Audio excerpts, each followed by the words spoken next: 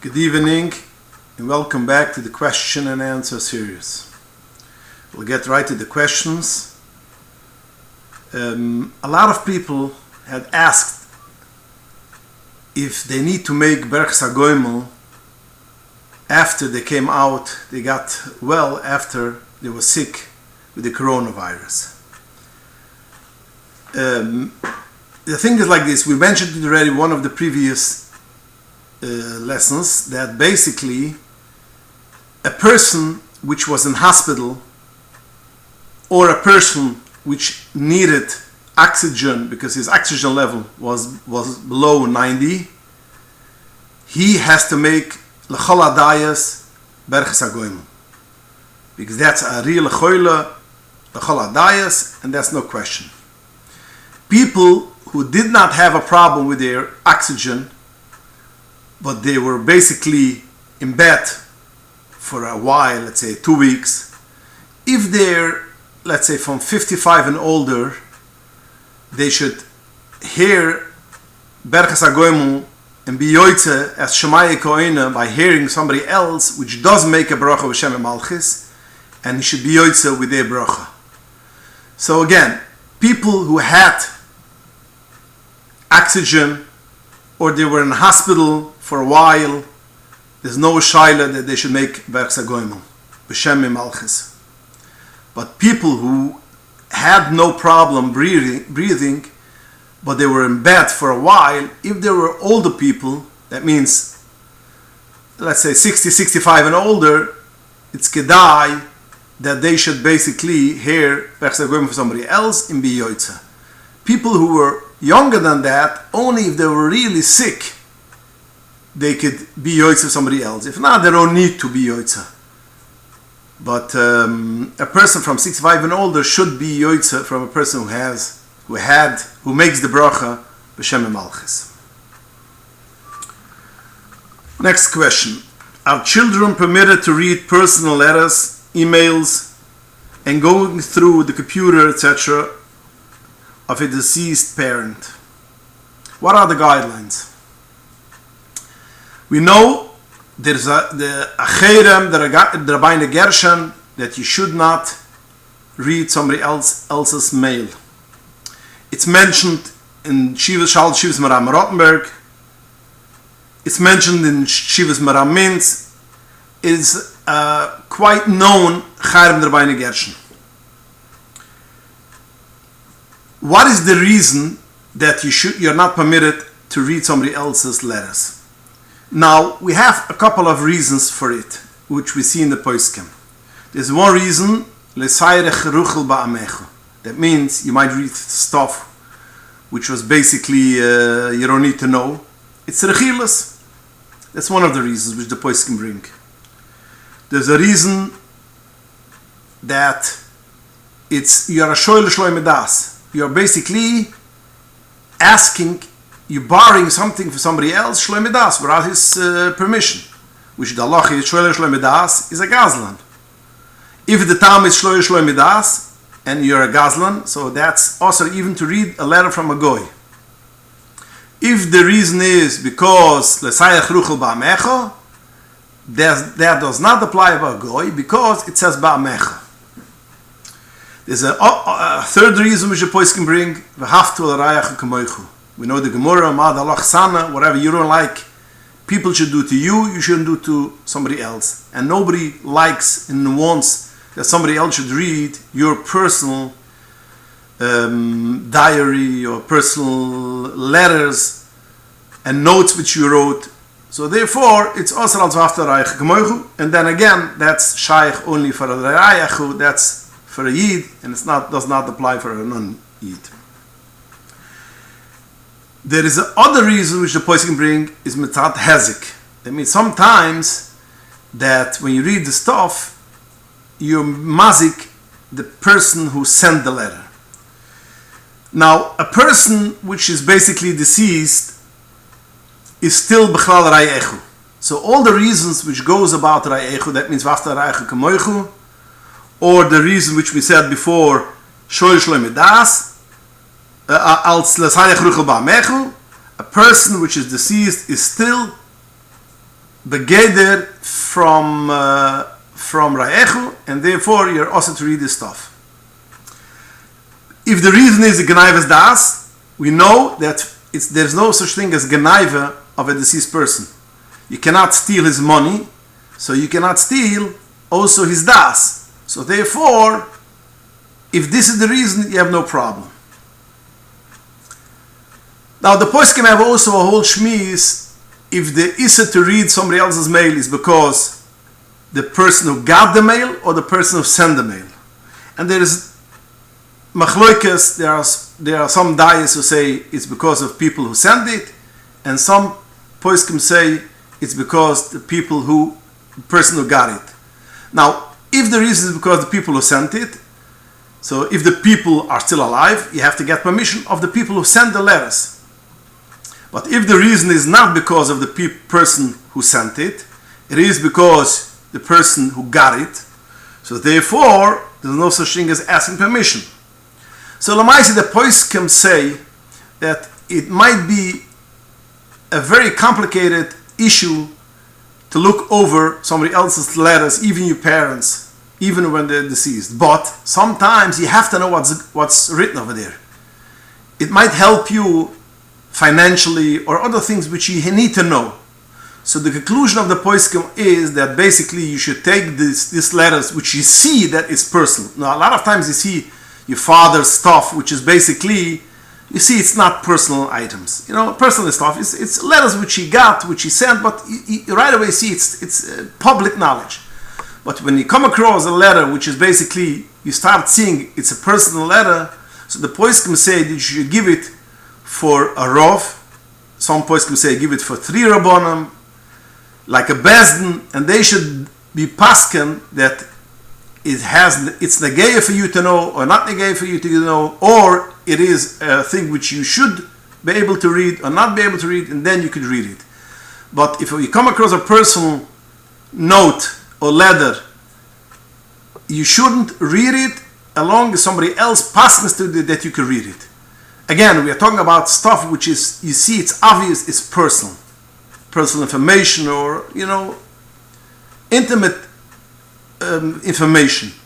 But when you talk about public knowledge, then there's no problem. So again, when you come children who go through their parents' stuff and they find all kinds of letters, it's kedai to show it for a rov or maybe for 3 rabbonim, like other poskim say, they should pasken that the chayrim doesn't apply on these letters, and then you could read it and take it for yourself since you are the Yerush. Next question. This is a follow-up to the fresh fish discussion. Can I go to a fish market who supplies fish, kosher and non-kosher fish? Can I purchase a side of a salmon, meaning the fish person will remove the head and the bones and leave the skin intact? Can I purchase this side of salmon or not? Can I rely on his knife, or should I endeavor to have him use my knife? Now basically we mentioned this halach already in the previous shiurim, and I mentioned it that if you see the skin, and even if he takes off the skin in front of you, there's no problem, you could buy it from him.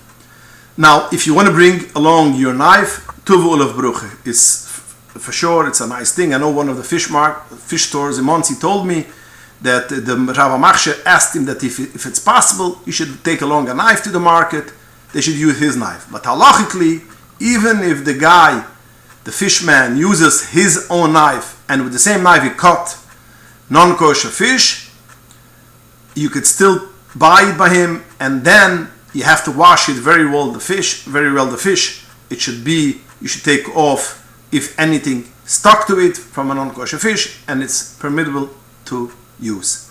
So the answer to your question is, if you could take your knife and he could use your knife, that's the best thing. But even if he doesn't want to do that, you could still buy the piece of fish when you see the fish has the skin, and you wash it good, thoroughly, and then you're good to go.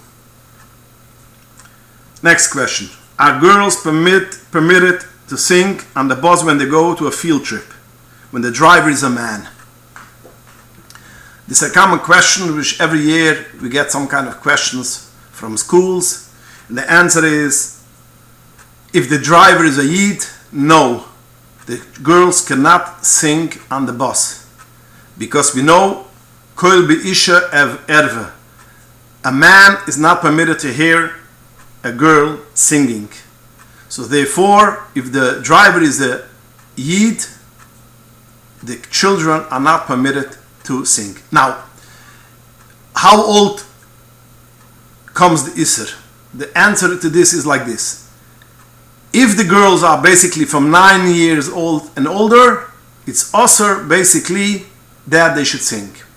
If they are younger than 9 years old, some poskim say it is still a problem. Other poskim say there's no problem till the 9 years old. So again, from 9 years and older, if the driver is a Yiddish man, you cannot sing. It's not permitted to sing. Under 9 years old, there's machloikis of poskim if you could sing or not. But we know, as Chassidim of the Rebbe, we know the famous story that once the Rebbe saw a girl singing, and the Rebbe mentioned her and showed her that she should patch with the hand, clap with the hand, and not sing along. So we see the Rebbe was machmer that if the girls under 9 years old should not sing with the man, only they should clap their hands. So going back to the question, if the driver is a Yid, then from 9 years and older it's Asr, the girl should sing. Under 9 is a Indian to be machmer, befrat insla b'avish chasida. We see the Rebbe was machmer on it. So therefore I ask and say that if you could ask and get a non-Jewish driver, it is much easier, because then you don't have no problem that the girl shall sing, because he has no problem of kol be'isha. Now, there might be another problem. When they come back from the trip, might be at night. And then, if it's a non-Jew, you're going into another problem of yichud. Now, if it's a Yid, then a lot of women and one man, we could be mekel. There's no problem of yichud. But if it's a goy, he's a puretz. That means, since a goy is a puretz, and in halachadik a puretz, that means he's not machmar and in yuna royas. So therefore, a puretz with a lot of women is still a problem, according to a lot of poskim. But there are poskim who say that harbanushim, that means a lot of ladies with a puretz, is also no problem, which is basically the Shari Yosef. He learns it into the Rashba, and lamaise minigo oilam to be Michael if there's a lot of ladies. So basically, if you have a goyish driver, even we come back with him at night and it's dark already, there's no problem of yichud. But it's also always kedai that it shouldn't stay one or two ladies on the bus or girls on the bus till the last stop, because it's a safe it's a precaution to be on the safe side. Chutz mizeh, which there's a lot of poskim who say there is a problem. So therefore, once it's less than 3 ladies, 3 girls on the bus, they should go down together. But if they come back still in the times, let's say about till 11 o'clock, you have no problem with yichud. So therefore, it's always kedai to prefer, when you go on a trip, to ask for a non-Jew, should be the driver, than a Yid, if you want to sing. If you have a Jewish driver, then you cannot sing, because it's aser kol b'isha erva. Next question. I placed my challah on the hot plate while the Shabbos timer was off, and it warmed up in the morning once the timer turned on. For your information, my hot plate does not have a temperature control knob. Is it permitted to eat the challah? The answer is yes, you could eat the challah. We know that a thing which is dry, dover yuvish, there is no such thing as ein bishel acha bishel. The same will go also, ein afia achrafia. So basically, that means a thing which is basically baked there's not a problem to bake it again if it's a dry thing. There's no water in it. A challah is a dry thing, so basically mitzad bishul, mitzad afiyah, baking, there's no problem on the Shabbos. But you cannot take a challah and put it on the hot plate when it works, because you cannot take let's say a challah and put it on top of the fire, because two reasons. One reason is it's mechzik mavashel. It looks like as if you're cooking it, you're baking it, although it's baked. But when a person comes from outside, it's mechzik mavashel. It looks like you're baking it now. That's one chashash. The other chashash is shemi yichata. That means you can turn on the flame. Now, if you have a hot plate and you're putting it on when the hot plate is working, there are some poskim we have no problem, because you don't have shemi yichata, because you cannot turn the hot plate the knob because there's no knob. So a hot plate which has no knob, there's no problem of shemi yichata. You're going to turn on the flame. Vice the other reason of mechzik mavashel also you don't have, because that's not the seder, it's not that's not the way how you bake, that's not the way how you cook on a hot plate which has no knobs on it. That's only to warm up. So therefore there are some poskim which say there is no problem to take a challah and putting it on top of the hot plate even when it works, if there is no knob on it. But we are machbar on it, and we do not allow to take a challah and put it on top of a hot plate when it's working. But the evet, if you put it on top even when it was working, it's permitted to eat, because after all the poskim will say you can do it like tchila.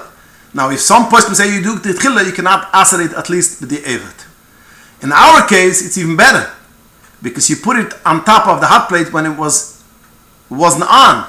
So yes, there's no problem eating the challah even though it got warm and geschmack to eat on Shabbos, because you don't have the chashash of shem yichata, and you don't have the chashash of mechzik mavashel.